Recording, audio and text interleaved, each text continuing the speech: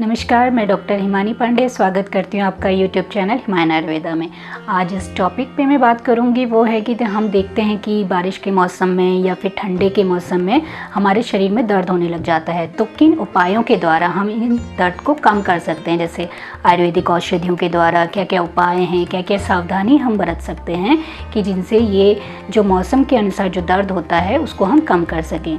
देखिए, जो normal persons होते हैं उनको तो इस मौसम में दर्द होता है, और जो ऑस्टियोआर्थराइटिस वाले पेशेंट्स होते हैं, जो रूमेटॉइड आर्थराइटिस वाले होते हैं, या फिर जो ओल्ड एज वाले पर्सन होते हैं, उनको ये दर्द ज़्यादा बढ़ जाता है। तो देखिए, हमारे आयुर्वेद में, हमारे भारतवर्ष में जो है 6 ऋतुएं कही गई हैं, जैसे कि शिशिर, फिर उसके बाद आपका वसंत आता है, ग्रीष्म आता है, वर्षा आता है, शरद आता है, हेमंत आता है।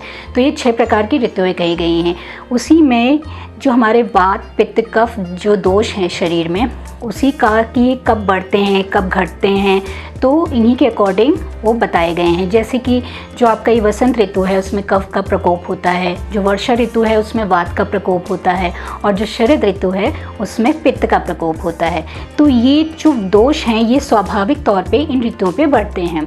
तो आयुर्वेद में जो हमारी दिनचर्या बताई गई है उसके साथ साथ ऋतुचर्या भी बताई गई है कि जब ऋतुएं बदलती हैं तो उस समय हमें क्या क्या सावधानियां बरतनी चाहिए, हमारा खान पान कैसा होना चाहिए, हमारी एक्टिविटीज़ कैसी होनी चाहिए कि जिससे कि जो स्वाभाविक तौर पे जो वात पित्त कफ के दोष बढ़े हुए हैं इनको हम कम कर सकते हैं। क्योंकि ये दोष तो बढ़ेंगे ही हमारे शरीर में, क्योंकि ये मौसम के अनुसार हैं।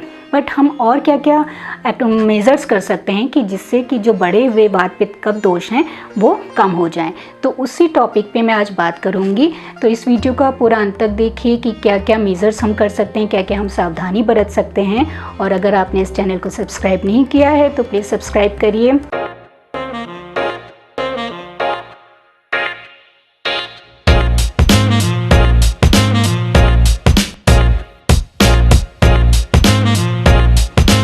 देखिए, आयुर्वेद में कहा गया है कि जो शूल होता है या दर्द होता है शरीर में वो बिना वात के नहीं होता है। इसके लिए कहा गया है शूलम नास्ति बिना वातम, मतलब वात के बिना शरीर में कोई शूल नहीं होता है, ना ही दर्द होता है। और हम देखते हैं, हमने जैसे अभी बताया कि वर्षा ऋतु में जो है वात का प्रकोप होता है, और जो ठंडी ऋतु है, जो सर्दी का मौसम होता है उसमें ठंडा होता है, मौसम ठंडा होता है, तो उस समय भी हमको दर्द लगता है। तो पहले हम ये देखते हैं कि जो वात है, वात के गुण क्या कहे गए हैं आयुर्वेद में। तो ये कहा गया है, बताया गया है, जब वात का गुण बताया गया है उस समय कहा गया है, ये श्लोक ध्यान से सुनिएगा। तत्र रुक्षो लघु शीतः खरः सूक्ष्मश्च चलो अनिला। मतलब जो वात का गुण है सबसे पहला कि ये रुक्ष है, शरीर में रुक्षता पैदा करता है। रुक्षो लघु हल्का है, शीत है ठंडा है, खर है सूक्ष्म है मतलब सूक्ष्म होता है, और चलो मीन्स चंचल स्वभाव का होता है। तो अगर हम कुछ ऐसा खान पान करेंगे या कुछ हम ऐसी एक्टिविटी करेंगे कि जिससे ये गुण बढ़ेंगे तो हमारा जो शरीर है उसमें वात बढ़ेगा और दर्द भी होगा। तो हम देखेंगे सबसे पहले कि हम क्या क्या खान पान कर सकते हैं, हम ऐसा क्या खाएं कि जिससे कि जो वात है वो कम बढ़े।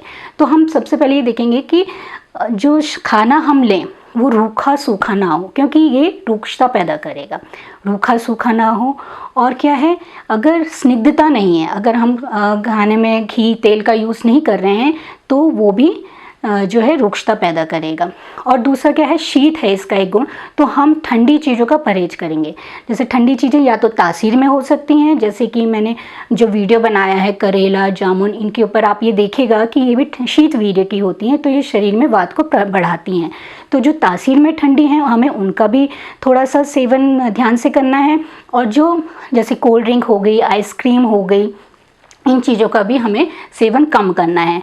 फिर दूसरा ये है कि हमारा जो एक्टिविटी है, हम कैसे वातावरण में रह रहे हैं, हम जो है सीलन वाले स्थान में तो नहीं रह रहे हैं, हम ऐसे जहाँ पे बहुत ज़्यादा फॉग होता है, जहाँ कोहरा बहुत होता है, जहाँ बारिश हो रही है, बारिश की वजह से भी हो सकता है।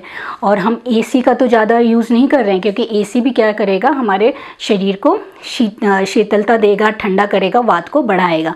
तो ये चीज़ें अगर हम करेंगे तो क्या होगा, जो शरीर वात पहले से ही बढ़ा हुआ है मौसम के हिसाब से, वो और बढ़ जाएगा। तो इन चीज़ों का हमें थोड़ा सा ध्यान रखना है। फिर ये है कि हम क्या क्या एक्टिविटी करते हैं।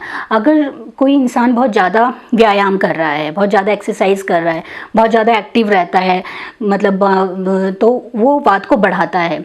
फिर ये है कि आयुर्वेद में कहा गया है कि अगर हम वेगों को धारण करते हैं, वेगों को धारण मतलब अगर हम यूरिन आ रही है उसको रोक के रखते हैं, या फिर हमें स्टूल पास हो रहा है हम उसको रोक के रखते हैं, तो क्या होता है कि हमारे शरीर में वात बढ़ता है। आपने देखा भी होगा कभी, जब जो है कि अगर हम ऐसा कुछ करते हैं कि हम इनको जो नेचुरल अर्जेस हैं हमारे, अगर हम उनको रोक के रखेंगे तो हमारा जो है शरीर में थोड़ा सा दर्द, ऐंठन जैसी होने लग जाती है। तो इस चीज़ का हमको ध्यान रखना है।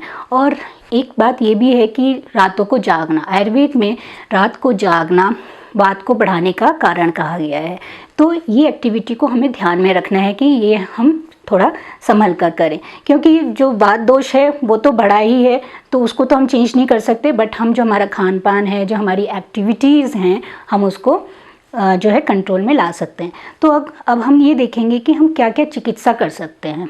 तो आयुर्वेद में सबसे पहले कहा गया है कि चिकित्सा करने के लिए जो जो कारण कहे गए हैं उनका परिवर्जन, मीन्स निदान परिवर्जन कहा गया है। तो जो जो कारण कहे गए हैं कि हमारा जो खान पान है, या फिर हम ऐसी एक्टिविटी कर रहे हैं कि जिससे वात बढ़ेगा, तो हमें उसको रोकना है। अब देखिए कि एक ये है कि वर्षा ऋतु में आयुर्वेद में कहा गया है कि जो हमारी जठराग्नि है, जो हमारी डाइजेस्टिव पावर है, वो बहुत स्लो हो जाती है। मतलब हमारे को खाने पचाने की इतनी क्षमता नहीं रहती है कि हम अच्छी तरह से खाना पचा पाएँ। तो इस समय हमें जो हमारा आहार है वो संतुलित होना चाहिए। मतलब कि हमें जो खाना है वो हल्का हो, फ्रेश हो और गर्म हो, मतलब और रूखा सूखा ना हो, क्योंकि रूक्ष तब होगी तो वात बढ़ेगा। तो रूखा सूखा ना हो, तो इसका हमें ध्यान रखना है। तो इसके लिए हम क्या करें कि जो है घी या तेल हम यूज़ कर सकते हैं, क्योंकि घी और तेल जो है वात का नाश करेंगे। तो तेल में हम जो है आयुर्वेद कोई सा भी तेल ले सकते हैं, बट जो तिल का तेल है वो उच्च कोटि का वात शमन करता है। तो हम तिल का तेल यूज़ कर सकते हैं, या फिर हम गाय का देसी घी ले सकते हैं। तो हम इसको क्या करेंगे कि जो खाना है उसमें ऊपर से यूज़ कर सकते हैं, रोटी में लगा सकते हैं, दाल में डाल सकते हैं। तो हम ऐसा करेंगे। अब ये नहीं है कि हमें स्निग्धता बढ़ानी है तो हम ऑयल का ज़्यादा यूज़ करेंगे, हम तली हुई चीज़ें खाएंगे, क्योंकि बरसात के मौसम में ये फ्राइड चीज़ें जैसे पकौड़े वगैरह खाने का ज़्यादा मन करता है। तो हम इसको थोड़ा सा कंट्रोल में लाएंगे, क्योंकि ये क्या करेंगी, पचने में हैवी होंगी, क्योंकि हमारा डाइजेस्टिव पावर बहुत स्लो है। तो पचने में हैवी होंगी तो ये ठीक से पचेंगी नहीं।